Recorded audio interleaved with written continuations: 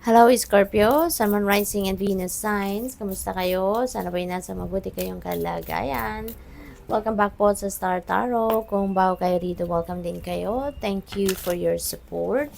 I truly appreciate it. God bless you all po. Tingnan natin ang mga mensahe ninyo for today, Scorpio. Maraming salamat pala no, sa inyong mga likes and subscribe po at sa mga pag-iwan ninyo ng mga magagandang komento sa ating channel, sa ating mga videos. Maraming salamat. Holy moly, holy! Scorpio, na-excite ako dito sa mga cards ninyo. Napakagaganda, napakabongga naman. 'Di ba? Holy moly.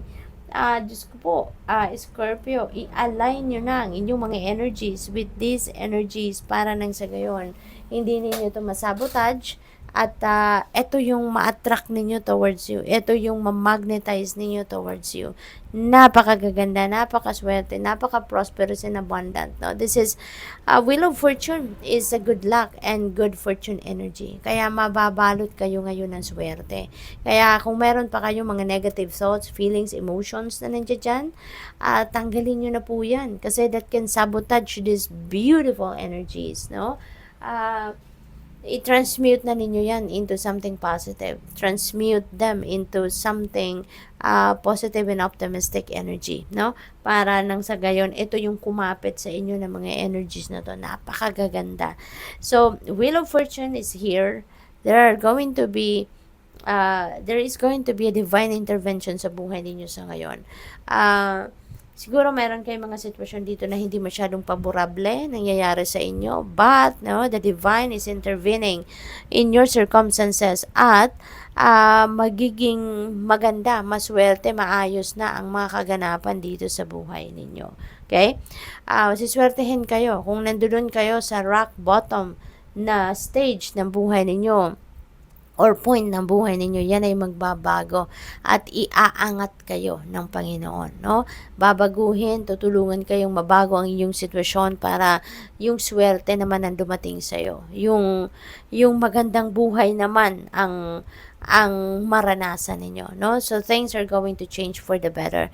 This is like the turning point in your life wherein matatapos na din yung mga difficulties sa buhay ninyo, no? At papunta na kayo sa pagbuti, pag-asenso, yung ganon, no? Kaya nako, ang tawag dito, make a move, no? Make a move na itanggalin na ninyo yung kahit anumang negativity, no? Sa inyong energy field, sa inyong isip, sa inyong puso. Tanggalin na kung ano man yung mga pagrareklamo, mga complaints sa Panginoon, complaints sa mga tao. Tanggalin na natin yan kasi that is going to sabotage these energies, no? So we have Nine of Cups, no? Yung Nine of Cups is about happiness. Diba? Tuloy-tuloy, you're going to build momentum dito towards happiness, towards joy, towards fulfillment, no? Contentment sa buhay. Magiging masayang-masaya kayo rito.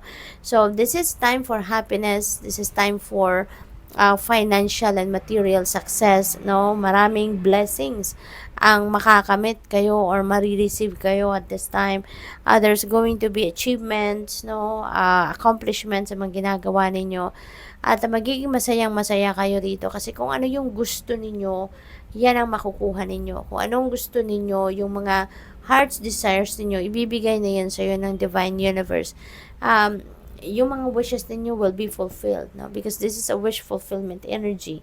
So, your wishes will be fulfilled. Hindi lang isang wish, kundi kung ano pa ang mga wishes ninyo, provided that it is for your highest good, no? Ibibigay yan sa iyo ng Divine Universe. We have King of Pentacles, which is really, really gorgeous energy din pagdating sa inyong money, career, and finances. Talagang swerte kayo ngayon pagdating sa pera, trabaho, karera, yung gano'n, no? Negosyo. Kasi ang iba siguro sa inyo, nandoon na kayo sa puntong magtatagumpay na. No? Kayo pagdating sa mga aspetong yon, maaring lahat ng effort ninyo na ginawa ninyo, eto na, this is you reaping the rewards of your hard work. Kaya maaaring mapopromote na kayo into a leadership role, maaaring nandito na mga mararating nyo na yung tugatog ng inyong tagumpay, pagdating sa inyong kaperahan, marami na kayong ipon, malaki na yung inyong sweldo, talagang booming yung inyong negosyo, yung mga ganon. Kumbaga, yung source of your income, yung source of your money, kumbaga, parang nagbubukas talaga ng bonggang-bongga.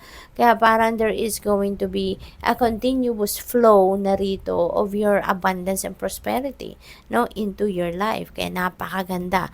Pwede rin, no, Scorpio, ng iba sa inyo rito, baka magiging daddy na rin kayo, magiging tatay na rin kayo, no? So, maaaring ganun din ang ganap dito. Kasi this is also about yung parang father archetype din siya, no? So, kaya maganda rin ito. Baka yun din ang pangarap ng iba sa inyo. Baka matagal na din ninyong wini-wish, no? Na magkaroon na kayo ng baby, maging tatay na kayo, and here you go. Baka ito rin ang mangyayari na sa inyo, no? This is the world energy. This is success, no? Yung parang hindi natatapos dito ang tagumpay sa buhay ninyo. Sa the world energy, this is also about success. This is also about accomplishments and achievements. Meron din kayo ditong fulfillment, sense of fulfillment na mararamdaman, and that is because also doon sa kung ano man yung mga pinag-e-effortan din ninyo, kung ano din yung mga pinagtatrabahuan ninyo, pinagsisikapan ninyo, eto na rin, makukuha nyo na rin ang resulta nito, or makikita nyo na din ang resulta nito, no? There is also travel dito, no? For some of you, Scorpio, maybe you are going to travel the world or travel across the globe, no? So, overseas travel opportunity ang maaring meron kayo rito. Alright? And tsaka, this is a time for celebration. Okay? Maaring kayo ay magse-celebrate ng accomplishments ninyo. Magse-celebrate kayo siguro ng, kunyari, may birthdays, diba? Graduation. Parang graduation time na sa ngayon. Kaya maaring meron kayong mga ganon. Kung hindi man kayo magsa-celebrate, baka kayo ay maiimbitahan. So, maaring kayo ay may pupuntahan. Ganon, diba? And with the King of Cups naman, maybe you are going to embody the energy of King of Cups sa ngayon. Even though, water sign din kayo, kaya maaari talaga na mas extra, 'di ba? Mas extra ang pagiging friendly ninyo ngayon, maaring extra ngayon yung pagiging malakas ng inyong radar, magiging extra ngayon yung inyong pagiging ang tawag dito, pagiging approachable, yung ganun ba, no? Or maybe you are also going to be dealing with another water sign, no? Around this time. Baka meron kayong mga trabaho, meron kayong mga collaboration, or baka meron ditong kailangan din ng tulong ninyo, no? And that could be another water sign. So, what else? We have guilt. Ayan. So, sabi rito, you do not need another's approval to feel worthy of love. Ayan.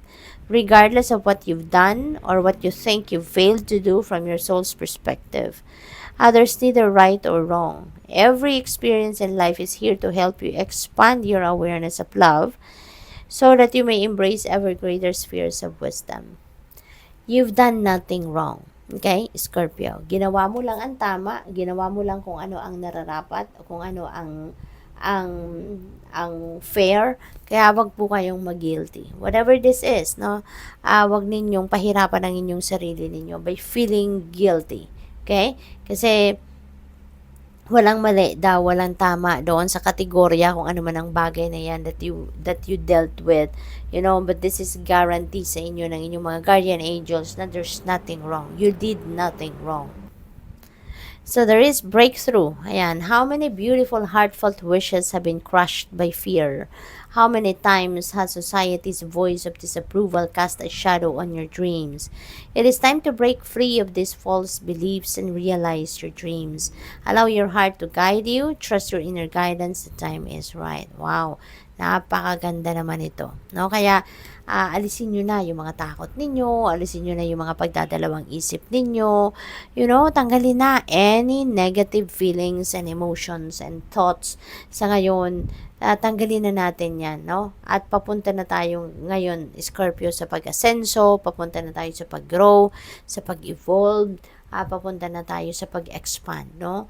At i-align nyo na, no? Tanggalin na yan, mga negativity, no? Yung guilt na yan, yung fear, mga ganon, procrastination, as much as possible, tanggalin nyo na po ang mga yan at i-welcome ninyo yung positive feelings, emotions, positivity lang ang kunin ninyo, no? Yun lang dapat ang meron kayo dahil ito, no? Napakagaganda ng mga energies na to. Wag nating isabotage ito, no? Instead, i-align natin ang sarili natin with these energies para lahat ng ito yung dumating sa buhay natin. Thank you for watching. Love and light. Namaste.